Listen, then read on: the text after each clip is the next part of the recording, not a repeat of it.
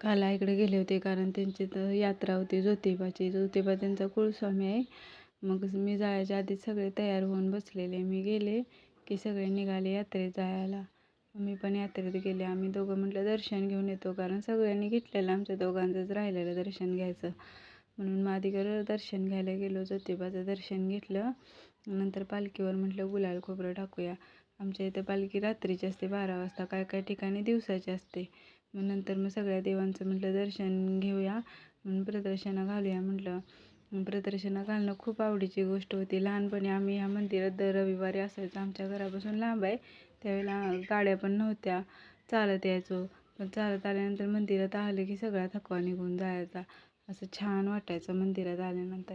मग प्रदक्षिणा घातल्यानंतर मग यात्रेत जाऊया म्हटलं. यात्रेत मुलांचं चाललेलं हे घेऊ का ते घेऊ, मामा मामी बरोबर.